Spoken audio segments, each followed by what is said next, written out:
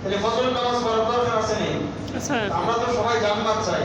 জান্নাতে যাওয়ার সহজ একটা রাস্তা হলো ফজরের নামাজ। ফজরের নামাজের 5 নাম্বার পুরস্কার, যে ব্যক্তি ফজরের নামাজ জামাতের সাথে আদায় করবে ওই ব্যক্তির নাম মুনাফিকের লিস্ট থেকে আল্লাহ তাআলা মুছে দিবেন। সুবহানাল্লাহ।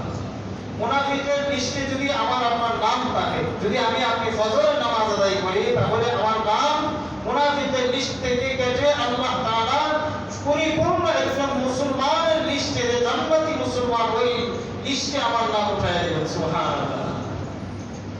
সহিহ বুখারী শরীফের 657 নম্বর হাদিসের বর্ণনা, قال رسول الله صلى الله عليه وسلم, আল্লাহ নবী বিশ্বনবী মুহাম্মদ আরবি সাল্লাল্লাহু আলাইহি ওয়াসাল্লাম বলেন, লাইসা সালাতুন আসদার আলা আল-মুনাফিকিন মিনাল ফজর ওয়াল ইশা।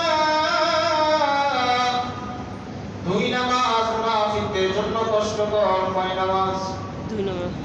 কয় নামাজ কষ্টকর? দুই নামাজ। দুই নামাজ মুনাফিকদের জন্য কষ্টকর। এক হলো ফজর আর এক হলো ইশা। লাইসা সালাতুন আসদার আলা আল-মুনাফিকিন মিনাল ফজর ওয়াল ইশা। ফজর এবং ইশা নামাজ মুনাফিকদের জন্য খুব কষ্টকর। মুনাফিকরা ফজরের নামাজ পড়তে পারে না, মুনাফিকরা ইশা নামাজ পড়তে পারে না। বিশ্বনবী মুহাম্মদ আরবি সাল্লাল্লাহু আলাইহি ওয়াসাল্লাম জানালেন, ফজর এবং ইশা নামাজের ফজিলত যদি জানতো, লাউ ইয়ালামুনা আল-আযম মা ফীহিমা ওয়ালাউ হাওয়া। ফজর ইশা নামাজের ফজিলত যদি কোনো বান্দা জানতো, তাহলে হামাগুড়ি দিয়ে হলেও ফজরের নামাজে উপস্থিত হতো। সুবহানাল্লাহ। সুবহানাল্লাহ। ফজরের নামাজ আর ইশার নামাজ দুই ওয়াক্ত নামাজ মুনাফিকদের জন্য কষ্টকর। কয় ওয়াক্ত? দুই ওয়াক্ত। দুই ওয়াক্ত। কে বলেছেন আপনাদের মসজিদের ইমাম সাহেব বলেন নাই?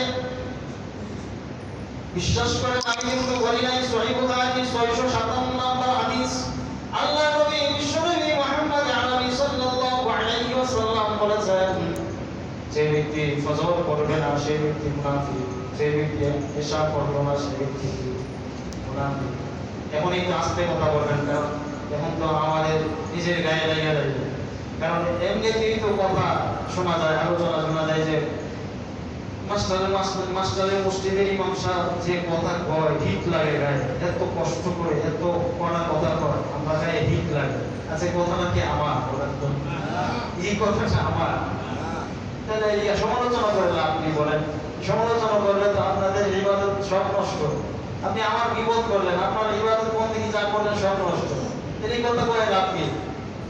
অনেকেই অনেক জায়গায় এরকম সমালোচনা করেন যে মাস্টারের মসজিদ ইমাম সাহেব খুব কড়া কথা কয়, গায়ে হিট লাগে।